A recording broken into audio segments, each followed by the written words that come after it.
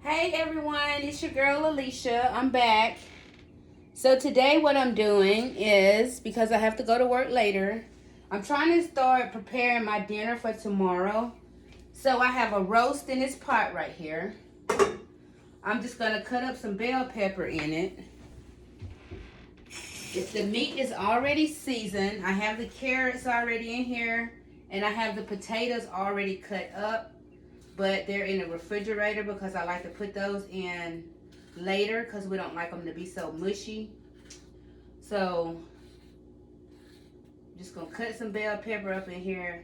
I just chose to do the red one. I have green and I have the yellow or orange one, whatever color that is. But I'm gonna just put some red in here just for the color. You know what I'm saying? Make it just look so pretty. And then I'll show you guys what it's looking like.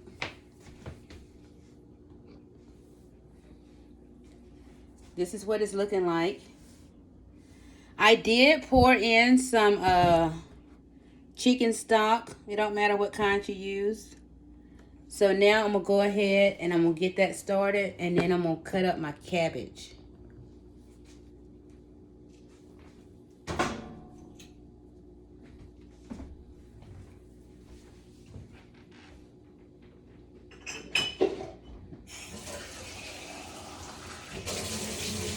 The only thing that I'm doing different with my roast than what everybody else probably does with theirs, outside of putting the chicken stock in there, and then I'm going to top it off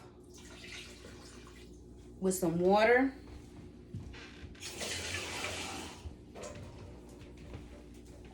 I'm going to put enough water in it until it covers the roast up. Okay.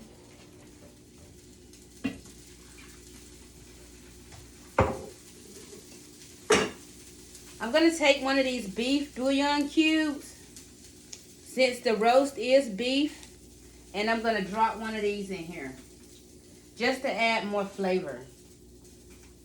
Well, so we'll go ahead and we'll put the lid on this. And this pot right here, on the back side, you can see I have some butter. Oh, actually, that's my potatoes I cut up. I just put them in a butter bowl. I'm about to sit them in the refrigerator until I get ready for them. But yeah, how's everybody doing on this blessed Saturday? We always blessed if we get to see another day. Jason's not here. Baby went to ride the four-wheeler, so I'm here all alone. So it should be a little quiet. So what I'm about to do now is I'm going to put some butter in this pan.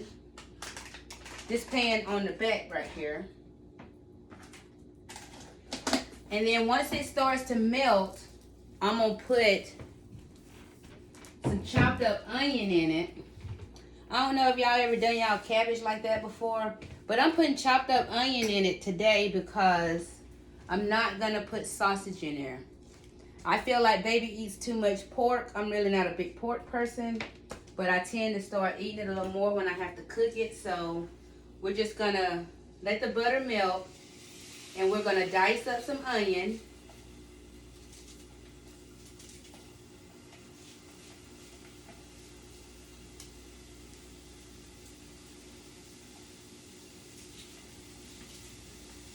I really could have cooked this cabbage tomorrow, but I'm just going to go ahead and do it today.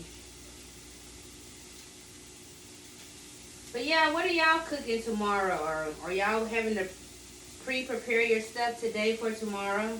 I remember when I was growing up, a lot of times they would go ahead and have their Sunday dinner already cooked on Saturday.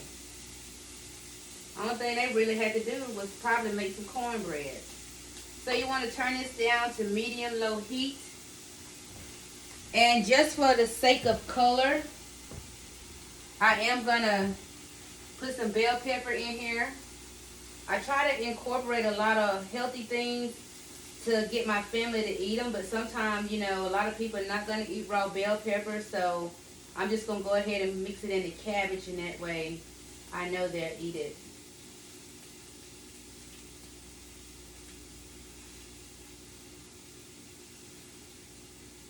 I ain't really got much going on today. I went and I had put in an order on Walmart online.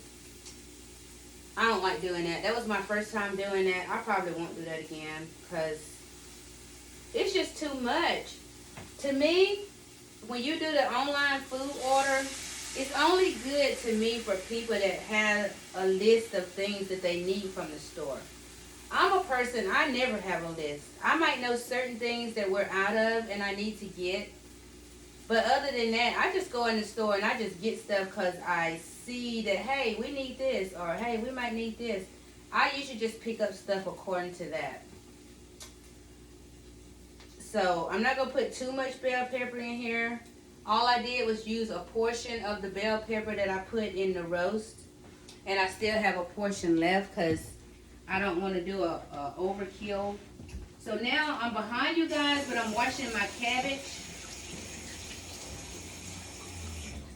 I'm not going to cut my cabbage up fine as if I was making, cutting up collard greens or anything like that. I'm going to leave them kind of big because I ain't got all day. Let me get me a knife.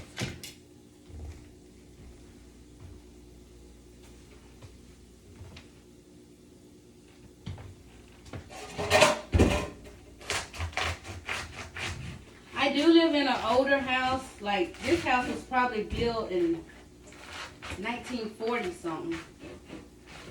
And we are going to be doing some home renovations. So everything in here is old. But it works. I'm grateful to have somewhere to live. You know, to have a roof over my head, because I know what it's like to be homeless. There's a story I can tell y'all while I'm cooking. When I was, I'm gonna back it up. My dad passed away when I was about to be probably like some days from being 21 years old. He passed. And my mom had cancer. She had got breast cancer when I was in high school. And my mom and dad was legally married, but they was separated. So they never got a divorce. He lived in Savannah, Georgia. He was a truck driver. And my mom moved back to Alabama because that's where she was originally from. So my mom ended up with cancer when I was in high school. And on my graduation, she was going through breast cancer surgery. So you have to be mindful. This was in 1991. They didn't have all the resources and stuff that they have now when it comes to cancer, right? So she had to get one of her breasts removed in order to get rid of the cancer, and she ended up going through chemotherapy. So, of course, she couldn't been at my graduation because she was in the hospital and had just had her breast removed. So my dad, he ended up passing away when I was 21, like I said. And he ended up passing away from lung cancer. And what's so crazy is he didn't even smoke.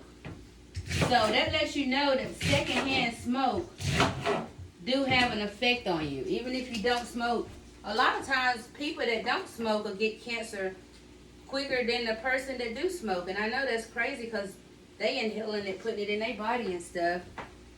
But my mom ended up passing away when I was 25 years old.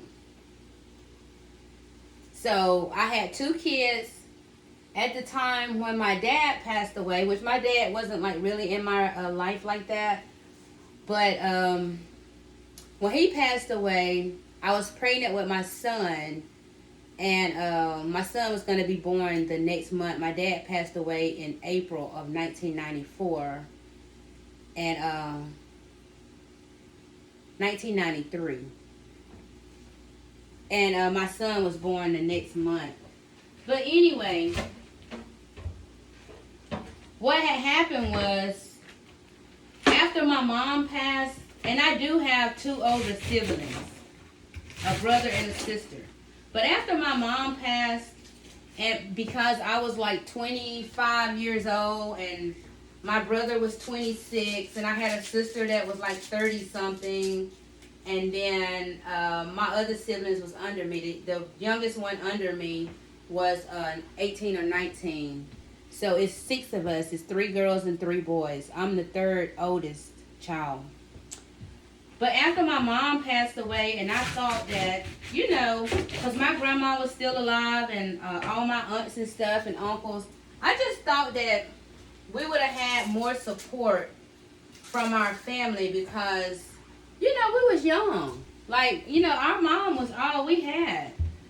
And, we grew up going over our grandma's house and spending the night with our aunts and stuff like that. So once my mom passed away, I just felt like, the family was going to be there for us because we didn't have anybody else. Boy, was I wrong. When I tell you they wasn't studying us, they was not studying us. It was basically like we were on our own. So I ended up getting with this guy, right? And this guy was a person that I already knew. It ain't like I met him and was trying to get to know him. I knew him because he grew up, like say when my mom was alive, he grew up and his parents put him in the boys ranch or boys home, if y'all familiar with that. The big boys ranch, I think that's the proper name for it. So, but nobody was getting him, like when they have breaks and stuff like that to come home with the family. So, because my mom was real close with his dad's family, my mom would get him during the summer, just to let him come and hang out with us and stay the summer with us just so he can get away from the ranch and wouldn't have to stay there because no family members was picking him up. So we kind of like grew up together. And like I told y'all yesterday, I come from like the country. So, we had chickens and goats and pigs, gardens and stuff like that. So, it was a lot of running around we could do out there because it was on a lot of land. But every summer he'd come and my mom would get him and he'd stay the summer with us. So I ended up, me and this guy, when he got a certain age, I really can't tell you what age it was. I don't know if he was like 11 or so. But all of a sudden, he just stopped coming to our house. Like, he stopped coming for the summer. So, we had kind of like lost touch of each other.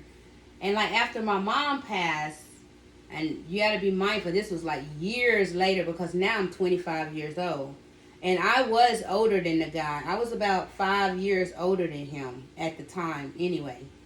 So somehow he resurfaced up. And then, we started talking or whatever.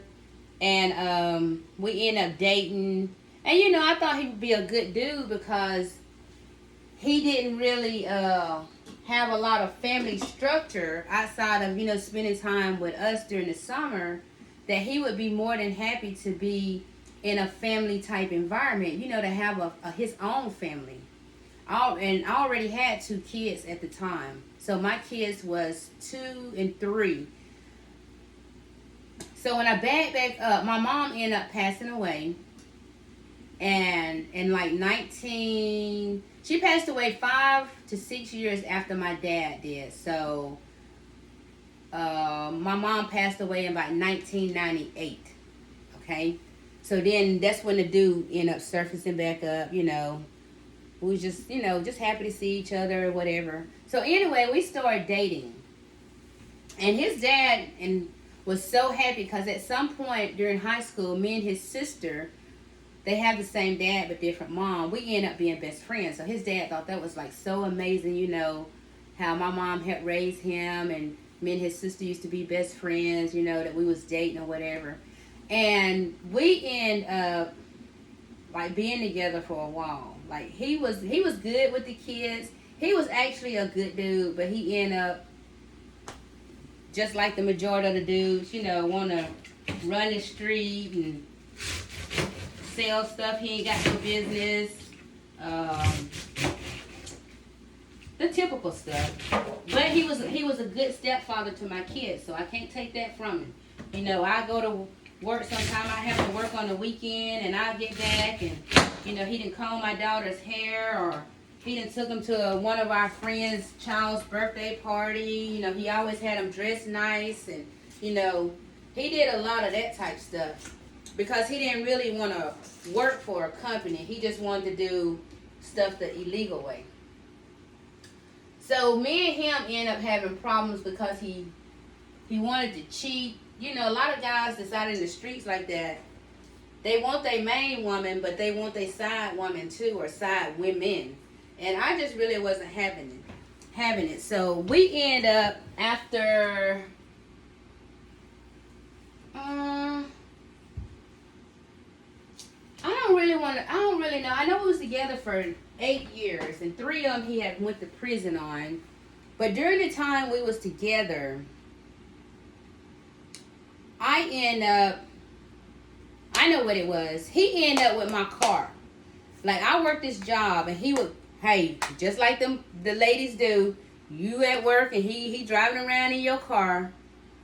So he had my car, and like got the car from a car lot that was like one of those buy here, pay here car lots where you have to make your payments like every week. You have to make a payment to them. So because of the hours that I worked, when the payment was due, I would just give him the payment to take there. Well, to come to find out, a couple months later, he wasn't even taking the payments there. He was freaking keeping the payments. So, of course, I lost my car.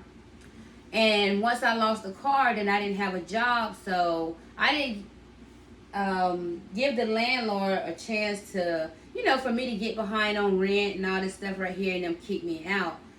Because I lived in a trailer park. And the rent was due there. I don't know if it was due weekly or monthly. I'm really not sure. But I didn't stay there long enough to get behind because I knew I didn't have a job and I wasn't going to be able to pay it. So I ended up leaving. And I ended up not having anywhere to live with me and my kids. But I had a friend who had a house, and she had 2 kids. Her son was around the age of about a year younger than what my daughter was. But her daughter was a few years younger. But anyway, so the kids was around the same age. So she told us we could come stay over there. And be mindful, this is an older house. And she was having hard times too. Because she didn't have a car, so she didn't have a job. But she had somewhere to live. So she welcomed us in there. So we went and we stayed with her. And we didn't have any power. So what happened was my older brother, they didn't have the meters on the house like they have them now. So my older brother came over and told her he knew how to rig the power up. So he came over there and done something to the power meter. And then that way we had power. Since we had water, we just didn't have power. So, but we still ain't got no job. We looking, and it's hard to look when you ain't got a car, because then you ain't got no money to pay somebody to take you. Because where we lived at the time, it was 20 minutes to the nearest place that you could get a job at. Because where I live, it wasn't nowhere to work. So we was trying to, get rides and stuff like that, looking for jobs to go to the career center, put in applications and things of that sort. But we was having a hard time getting hired. So, but we had to feed our kids. So what happened was we started the power company after like a month or so. I guess when they come out, back then they came out and they read the meters and things like that. When they came out and read the meter or checked the meter, it was running. But they used to put those little red tags on there to tag your meter, that meant your power was off. Well, my brother had took all that off and did whatever he did and had us up and going. So how about the power company took the whole freaking meter? The only thing I'm going to season my cabbage with is I'm going to put a little seasoning salt on it for now. And I am going to drop one of those beef cubes in there at a later time. And then I will, once the butter and stuff get to cooking a little bit, I'm going to add some of this chicken stock to it. So they took the whole meter. So now we ain't got no power. We had candles and flashlights and things like that, but we had no way to feed our kids. So what we do is, you know, we scrounge up some money. You know, we go what we call town. We go to town where everybody hung out at and ask somebody, hey man, let me get $5 or let me get $1, you know, and then after that we have a little money to go buy the kids something to eat. So we go, like sometimes we go get hot dogs, right? So we go get hot dogs and we go outside and we make a fire outside and cook the hot dogs or noodles. Whatever we was cooking, it was like the cheapest of the cheapest food just for something that our kids would have to eat. Because be mindful, it's 4 kids. So we was doing that and there was a restaurant across the street, just a little private owned restaurant, you know, nothing big and fancy. We ended up going over there one day because we was friends with the guy that worked in there. And we asked the guy in there, because the man that owned the restaurant, he knew us and he knew, you know, we was struggling or whatever. And he knew we had the kids. So we went over there and asked him if we could get a tab. We told him we didn't have a job, but we just needed to make sure that our kids ate every day. It wasn't really about us. It was making sure that they ate. And the kids wasn't old enough to go to school. So we didn't have to worry about, as people say, DHR and all this stuff right here, unless somebody just being messy and call them on you. So he gave us a tab and we would go over there and we would order things and they cook it for the kids to have stuff to eat and stuff like that. So I ended up getting a job first and I went to pay the tab. And you know what he said? He said, don't worry about it. Don't worry about it. He did not even take the money. So after I had got a job, of course, the first thing, because I'm the person, they didn't have to go out their way to pick me up because they had to pass by where I was staying to go to work. So I would be like standing out at the end of the road because me, I don't want you to have to go through no extra. I don't want you to have to just pull in the road. Even though you didn't have to pull far to get me, I'm going to be standing out there waiting on you on time. You ain't going to have to wait. When you come by, I'm going to be out there to get in the car. So I was giving him, when I got my first check, which was, you know, it worked a week and a whole, I was giving him gas money, which he wasn't charging me but like $20, you know. And then I was saving my money to get a car. So once I got a car, I still was trying to save my money because I didn't have a place to live. And I think I lived off of a couple people. I lived off like my kid, my nephew, their mom. She let us stay there. You know, I could, she could use the car because she didn't have a car. I could watch her kids when she wanted to go out. And I helped her pay bills. But her bills wasn't high because she lived in what we would call a project. But, you know, when you're in the country, there ain't no projects. We just call them that, but it was just some apartments. And it was based on your income, and she didn't have an income. So, but I would just give her money just because, you know, we was grateful for having somewhere to stay. So eventually I ended up getting my own spot. And of course, the dude, I'm still with the dude, you guys. Still with this lame old dude. They say when you know better, you do better. I guess I didn't know better then. So I'm still with this lying, cheating behind guy. And then we end up renting a house. This lady had an older house. She was renting for $65 a month. I mean, the house probably should have been condemned, but guess what? It was somewhere to sleep. So we rented that house. And then the guy ended up just basically just wilding out. You know, when I got with him, he didn't smoke cigarettes. He didn't smoke what they call that stuff now, rosemary. He didn't smoke rosemary or anything like that. And then he started hanging with his brother and hanging with other people. And then he started smoking cigarettes and he started smoking rosemary and dabbing in some other things. And to where he just started like being angry all the time. So we fought all the time. And when I say fought, I don't really mean that he was like knocking my head. Ooh, well, you gotta have an oven mitt to open that. Like for real, for real.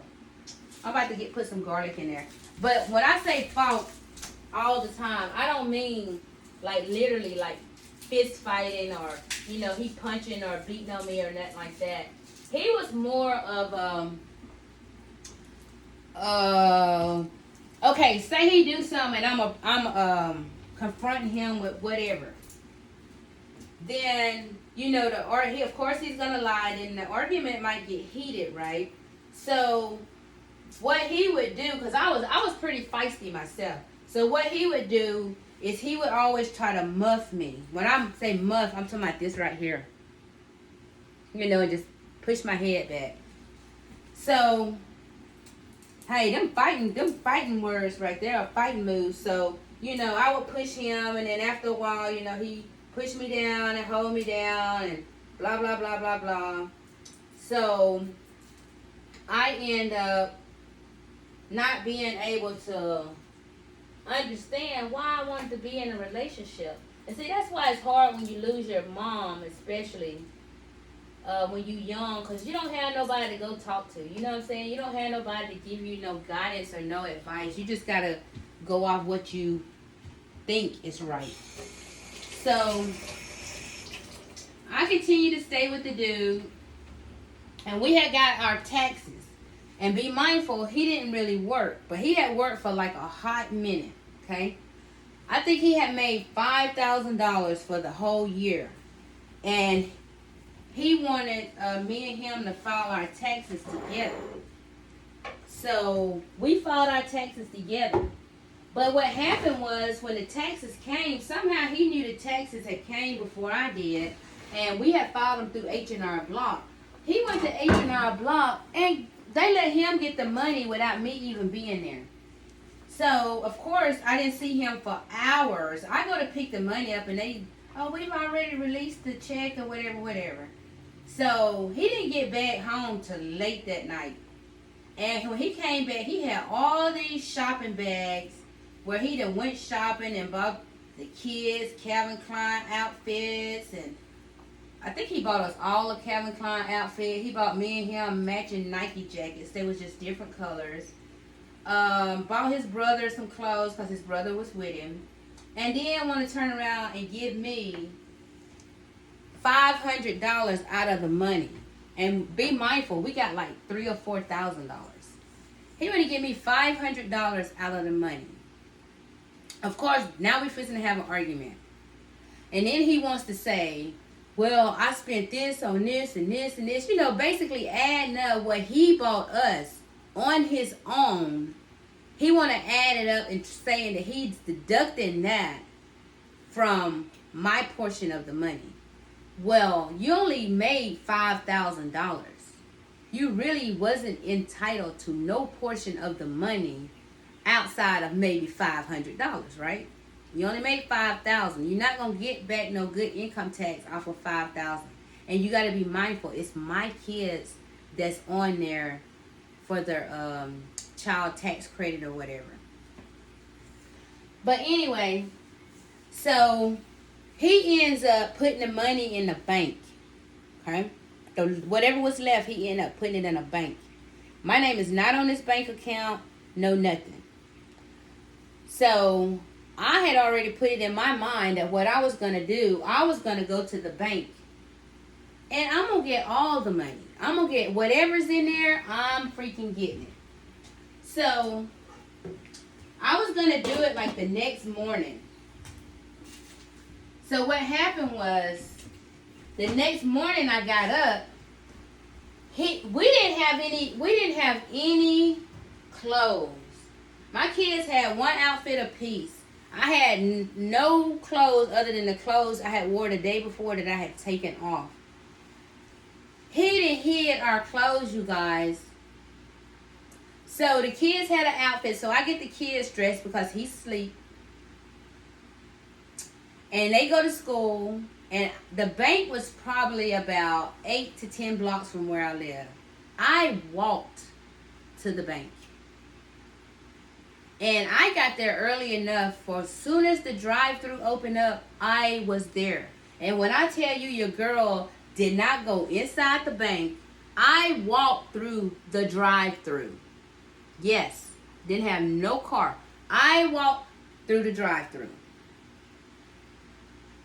So, I know I told y'all I had a car, but girl, so much stuff happened.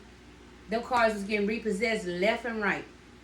So, at this time, I did not have a car again. So, I walked through the drive-thru, give him his information. And like I said, I lived in a real country town. That was the only bank that we had. Everybody knows everybody. So, they just basically gave me the money. Like, they gave me the money. I didn't have my name on that account or none of that. I gave them his information, his social security number, and they gave me that money. And I went home and hid it. And then when he got up, I just act like ain't nothing going on. He goes to the bank, and guess what? Ain't nothing in there. I took all of it. It was like $2,000 and something. So now he just, hey, you gonna give me the money back? Hey, give me some of it then. Listen, I'm not giving you nothing. And I didn't give him nothing. That was like I ain't gonna say it's the only, that was like one of the worst relationships I had been in. So,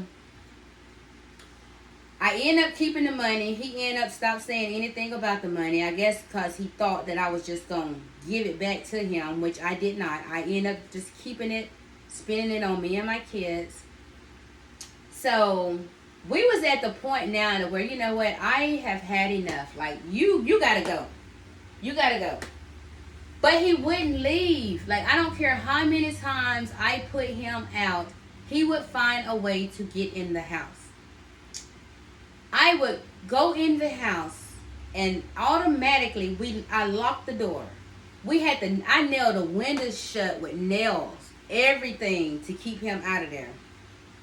He'd go off for a couple of days and wherever with whoever, and then he want to come back there home. And I'd be like, you can't come in. He bust the window. Like, he did so much stuff. Like, I remember one morning he popped up, and it was like 7-something in the morning. I had just got the kids ready for school. Now my kids go to regular school, so they're in like, they're probably like 5 and 6, so they still young. So I tell them that because he had been beating on the door, so when he saw that I wasn't going to let him in and I had nailed all the windows shut, what he did was when you opened up my front door, there was a building right there and it had steps on that building. He was sitting on those steps, waiting on me to open up the door to let the kids out for school. I'm going to go ahead and add some of this chicken stock and this cabbage. And then that way, when I open up the door to let the kids in to go to school, he could rush in there. So, you know, when your kids are young, and I thank God that this stuff happened when my kids was young, because most of this stuff, they have no clue or they don't even remember. So, I got the kids dressed, and I told them that we was going to play a game. And the game was a be quiet game. So they had to be very quiet when they got dressed, because nobody could hear them. Okay? So they was real quiet. So once I got them all dressed, brushed their teeth, got their backpacks, I said, now the other part of the game is you're not going to be able to go out the front door. You're going to have to go out the window. So I got a hammer and I took the nails out of one of the windows on the side of the house. So that way when they get on the side of the house, because they would catch the bus like right there at my neighbor literally like, we lived on a dead end road. She literally like right across from on the dead end road. Her house was like right there. So I said, I gave them strict instructions. I let my son out the window first. And I told him when he get out of there, he have to be very quiet and he have to wait till his sister got out the window. Once his sister got out the window, they could wave bye to me, but don't say nothing, and then walk over to the neighbor's house and get on the bus where her grandkids. So the kids did it. They did exactly what I said. You know, I put my son out. He was quiet. I put my daughter out. I nailed the window back shut with the nail. They walked as they was walking across the street. They was waving by. I waved, blew them some kisses, and I watched them get on the school bus. How about when he saw them, he tried to run around there to get in that window. But I had already nailed it shut. So he couldn't get in. So when the kids he ended up leaving, going wherever, probably one of his girlfriend's houses or something. But when the kids got in from school, how about the next morning? This is how funny kids is. How about the next morning the kids was like, can we play that game again? I'm like, what game? That's like the game where we go out the window. I was like, nah, baby, we can't do that again. That was like so crazy. Like they literally had no clue of what was really going on, and they actually thought that we was playing a game. But I end up not being with that dude. Haven't been with him. Oh my God, I can't even tell you how many years. But that was just one of my life experiences. So if y'all got moms and dads alive, I really can't stress on the dad part because like I said, my dad and my mom had split up when I was, before I was born.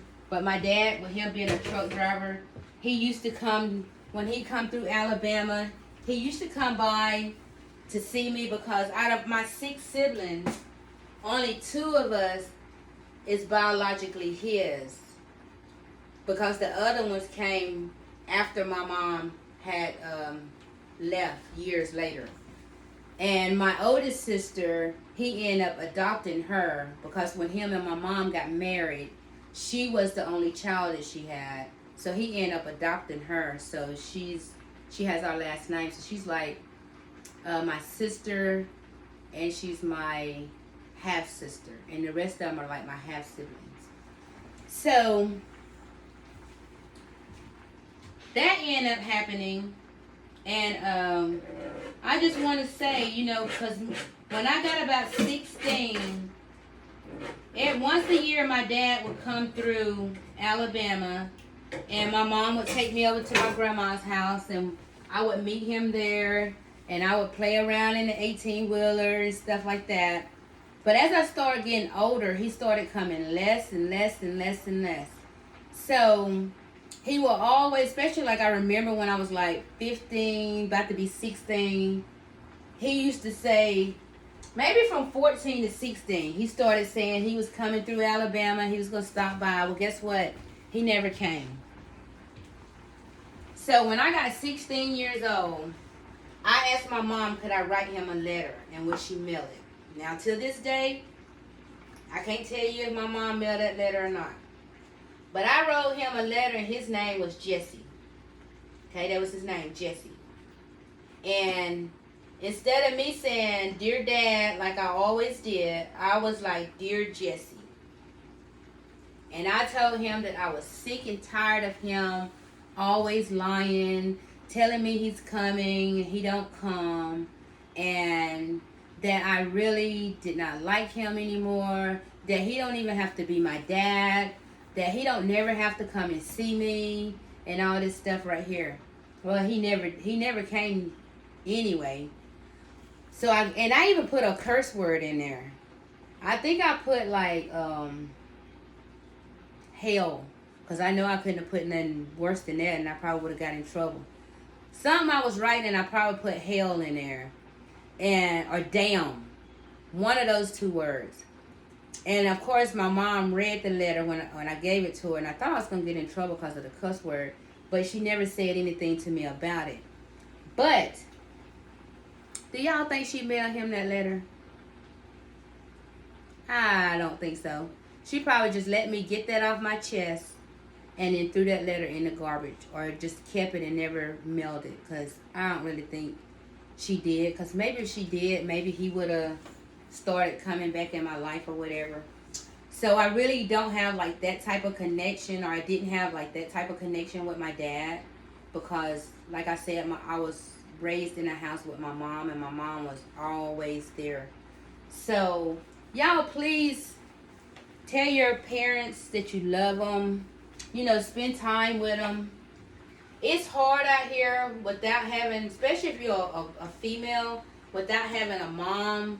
You know, because it's a lot of things that went on in my life that I wish my mom was there, and I could have went and talked to her and, you know, got her opinion or her advice on. But because she wasn't there, and I didn't really have anybody else as a, like my aunt or grandma or something like that, that really kind of like took us under their wings or whatever, I just basically had to figure it out on my own. And with having to figure it out on my own, I made a lot of mistakes. Like I did a lot of things that I probably should not have done, or I made a lot of decisions that was probably a bad decision. But without guidance, I just had to do them because that's what I think is right, and I just had to learn from the experience of it. You know, if it was good, yay. If it turned out to be a bad situation, then I just had to learn from that and not do that again. That's really why I'm so big on family. Like, and you would have thought when my mom passed that me and my siblings would have been closer. I don't really get it. Like, we was raised in the same household, the same way, by the same lady. And my siblings can go months and years, and we don't live far away from each other. Like, none of them live, we all live in Alabama, except for my older sister lives in North Carolina. But we only live, like, one of my brothers live 40 minutes away. Two of my siblings live 30 minutes away. And then my baby brother is locked up in prison. But they don't come by, they don't call. And I can't call them because most of the time they always changing their numbers. I mean, they don't check up on us, no nothing. And I said, you know what? I don't get it. Like, for a long time, that really bothered me. But then I just kind of, like, got over it. And I was like, you know, I never put a title on them as my half-brother or my half-sister. You know, they was my sister and my brother. It really didn't matter if we had different fathers. We had the same mother. And that was enough for you to be my sister or you to be my brother. But the way they started acting, you know, and they act like it was something that I did to them. Like, I never done anything to them. Like, I was the one, when I was growing up, I was the one that was getting in trouble because they say this, or they lied and said this, or, you know, my mom treated them like kings and queens. You know, they didn't wash dishes or do laundry. Like, I did all that stuff. All they had to do was play, eat, sleep, get a bath, go to school. Like, they really didn't have no responsibility. All the responsibility was on me. And I really didn't get it. And I was just like, well, maybe my mom don't like my dad. You know what I'm saying? When I go to my grandma's house or my aunt and uncle house, they used to always call me Little Jessie. Little Jessie. Hey, Little Jessie, looking just like Little Jessie. You don't understand how that hurt my nerves. It hurt me so bad to even have me and him compared in the same sentence. And I would just say stuff like, my name's not Jessie. I'm not Little Jessie. Could you please stop calling me that? Because it bothered me so much because he wasn't there. But I just started to realize that you can't make a person love you or feel the way about you as you feel about them, regardless of what their relationship or the status is to you. You can't. They have to do that on their own. So I love my siblings, but I just learned to say, hey, that's how she is, that's how she is, that's how he is, you know, that's how he is. I can't change that. Do I love them less? No. But then I'll start putting a title. I was like, well, I mean, they might have sisters and brothers anyway, except for one of them. So I mean, they treat me like a half sister. You know, that's how they treat me. So I just accepted it. I just accepted the way they treat me. You know, um, it could be my birthday, and you know, somebody could post something on Facebook or whatever, happy birthday, and da da da da. Guess what? I don't even get a happy birthday, and they on Facebook. They comment on everybody else's post, but they don't happy birthday me or whatever. But you know, you just can't let stuff like that have an effect on your future. You know what I'm saying? You just have to love them from a distance and keep it pushing. Keep it pushing. Like, maybe they like they are because, okay, like say my oldest sister. My oldest sister used to try to get me and my youngest sister in trouble all the time by lying and telling my mom. She saw us talking to some grown men at a car, and we in like the seventh and fifth grade. Like, what the heck would we be at a car with some grown men for? She would just make up random stuff to just get us in trouble. So I never got it. You know what I'm saying? I never got it. Like, why is she doing that? Well, when my mom passed, and my sister went right back to North Carolina and act like some of us didn't exist, because she looked out for my younger sister and stuff like that, or maybe a couple of my brothers, but the rest of us, she just act like we didn't exist. So she goes back, living her life. Insurance policy comes. She comes down. My grandma contact her. She comes down. She gets the money. She goes back up there, and she gives us absolutely nothing. You know, like I said, she bought my younger sister a van because she had a lot of kids and computers, just different stuff like that. But she really wasn't studying us, and we really didn't get anything out of the insurance policy. And which $100,000 ain't a lot of money, but it is. It is if you got $0. Shoot, $1 is a lot of money if you ain't got no money. Like, come on. So my sister left after the funeral, and after she came down to get that money, which she didn't visit us, she just come by, did whatever, the death certificate or whatever she had to pick up, got the money, and went back and lived her bougie life. So she never came back to Alabama. Never. My sister went 20 years, 18 or 20 years before she ever came back to Alabama. She went and visited all my siblings, all their kids, except for mine. Make that make sense. Except for me and mine. She didn't even know my kid's name. Ain't that sad? I know her kids. When I was fresh out of high school and she lived in Tennessee, I went up there and I stayed the summer with her, and I watched her girls. And one of hers, she has an older son. I failed the 6th grade or 7th grade because she had a job as a accounting or something at the Army Depot in Anniston. I failed that grade due to missing too many days out of school, because I was made to go over there on the days that she worked to watch her son. I don't have kids. To watch her son. Her son was like 1, 2. But yeah, when it was time back then, they mail your report cards in the mail.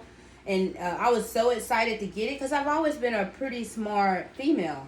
And I get it, and they failed me due to missing too many days. It had nothing to do with my grades, but back then I missed too many days and they failed me. And I missed those days because I had to babysit her son. So when she finally came down, she visited everybody, and she had to come through where I live to get to where they live. Ain't that crazy? And she never stopped by here to see me. She never stopped by here to see my kids or none of that. So one of my cousins was having a little party. He lived like a little over an hour from where I live. And so one of my guy cousins contacted me, and he was like, You know, like when she got to town, when she first came back after 18, 20 years, everybody act like a celebrity had touched down. They blowing up my phone, my cousins and stuff messaging me, telling me my big sis is here and all this right here. And I try not to hold grudges or stuff like that or be petty and spiteful. But I'm human and I have feelings. And I was just like, so why are you telling me? So why are you telling me? Like, why are y'all texting me telling me she's here? Like, I'm confused. You know, I don't get it. So, my cousin, and I ain't going to say her name, she's an older cousin. She's about the age of my sister because my sister was going to stay at her house while she was here.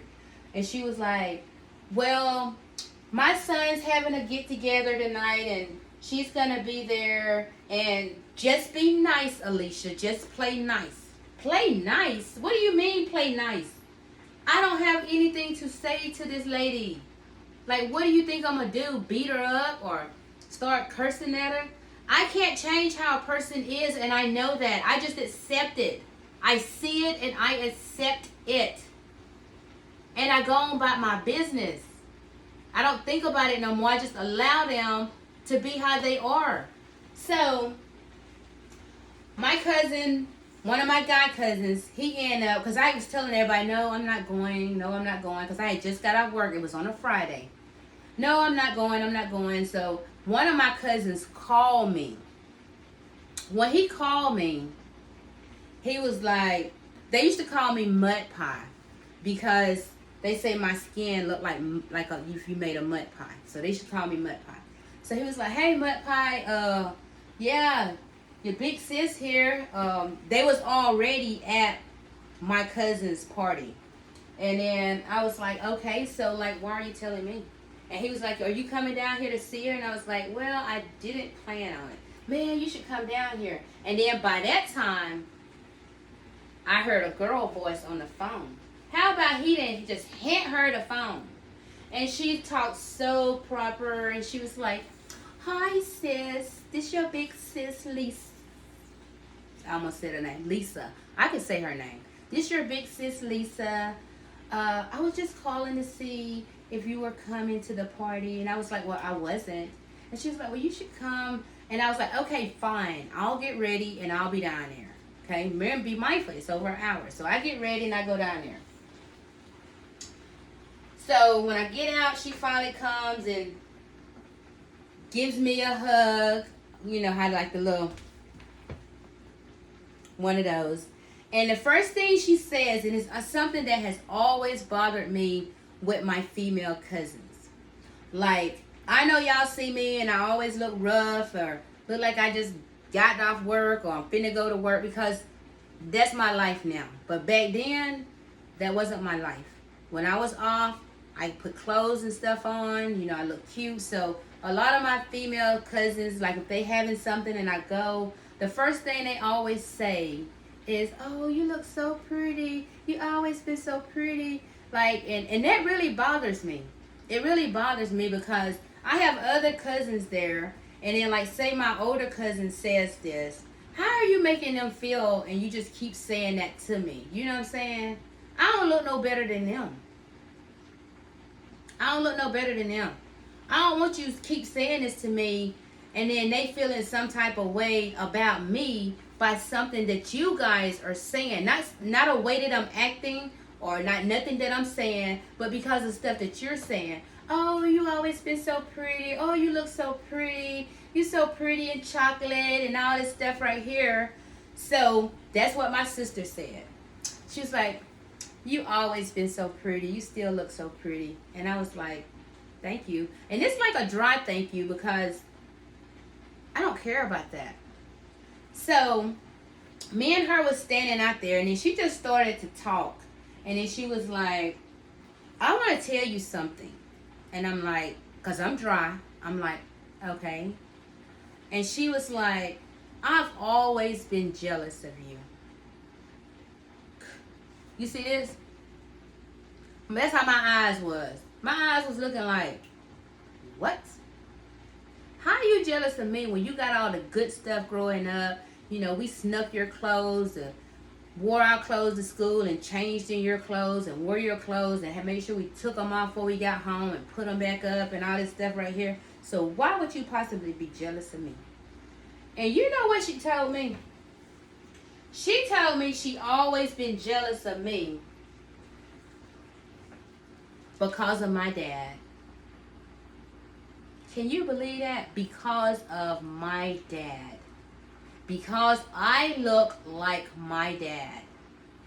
I'm the only one of my siblings that's dark skinned because I'm dark skinned like my dad. Okay? And I look at her and I'm like, girl, like for real? How you jealous of me about a man that I don't even know? I don't even know this man. I don't know him. He didn't raise me. I don't know him. He raised you. He raised you. You have a relationship with him. He raised you from a little girl up until whatever age. She was probably about 10 when my mom left him. You have a relationship with this man. You was his daughter. You know what I'm saying? My mom left him when she was pregnant with me. He used to stop by and see me once a year for so many years, and he stopped. Like, I'm confused on what are you jealous of? That makes no sense to me. You jealous of a man because he's my biological father, but yet he was your father. He did all the fatherly things with you and for you, and none of that for me, and you're jealous of me because of that? You're going to have to miss me with that, because I don't get it. I don't get it. I do not get it. That was the craziest thing I ever heard in my life. I just looked at her after we finished talking about it like, I didn't really have too much to say after I said what I said, because I don't understand. I don't understand. It ain't nothing she could have told me that made me understand that. Like, I ain't asked to be here. I ain't asked for him to be my father. You know what I'm saying?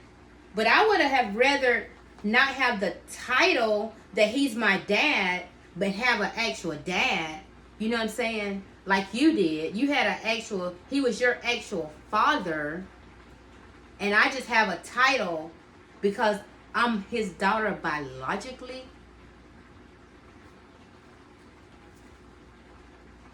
You'll be amazed of things that people, siblings, cousins, any family member would be not like you or be jealous of you for, and you have no idea. Only thing you have is a sense of, they don't really like me. I can tell they don't really like me. You know what I'm saying? Or when I'm around them, it's like it's like they fake and phony. Like they putting on a show to act like they like me. You know what I'm saying? Like I went to a funeral with my younger sister. I didn't go with her. We went to the same funeral and she was there. And how about when I saw her, I was so happy because I hadn't seen her in a while. And I was like, hey sis. She spoke to me for a hot minute. And I'm thinking she was going to sit with me in the funeral. How about when we signed how you sign the visitors thing? How about when we signed the visitors thing, she went in the opposite direction. She went in the opposite direction and sat. And I'm sitting here like, dang. Okay. So that's probably why I have like pretty tough skin. And I don't play about my kids and my grandkids. I don't want to just tell them how I feel about them. I want to show them. I want them to know I love them. I want them to know that they all I have. You know what I'm saying? That I'm the person that I am today because God changed me. First of all, I always want to say that because it ain't nothing I did myself, and because of them. You know, they helped make me a better mom. They helped make me a better grandma. You know what I'm saying? They helped make me a better person along with me wanting to be a better person. And I've never been a bad person. I've never really been a bad person or, sleep around with all these people and stuff like that. I've always respected myself. because a lot of times people don't respect you. How can you expect somebody to respect you when you don't even have respect for yourself? So, I want to thank you all for tuning in and watching my video. Thank y'all so much. I mean, I really mean that from the bottom of my heart. I'm gonna start doing some adding in some story times and stuff. Like maybe once a week I can give y'all some type of story time. Y'all can tell me like what y'all interested in.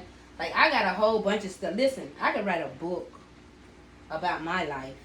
I'm pretty sure everybody else can too. But I'm talking about this like I can't say everything I did because some of the stuff might have been not, you know. Some stuff you just want to keep it to yourself. It ain't got nothing to do with, it might be some incriminating stuff. I'm going to say it like that. Well, y'all please enjoy your Saturday. I'll see you guys in the next video. I'm going to give you a little sneak peek at my food. It's not ready, but I'm fixing to have to get ready to go to work. And I'm going to have to fix something else to eat now. But I got to get another oven mitt. This is what the roast is looking like now. And this is what the cabbage is looking like. I'm going to cook the cornbread tomorrow since we're going to eat this tomorrow. And I'm going to add the potatoes. I'm going to get the roast almost all the way done before I leave. And then I'm going to turn it off. And once it cools off, baby can put it in the refrigerator. And then tomorrow when I get back from my job, before I go back to work, I'll just add the potatoes. Let the cabbage warm up. And I'll cook some cornbread. Y'all have a blessed day. And I'll see you in the next one. Later.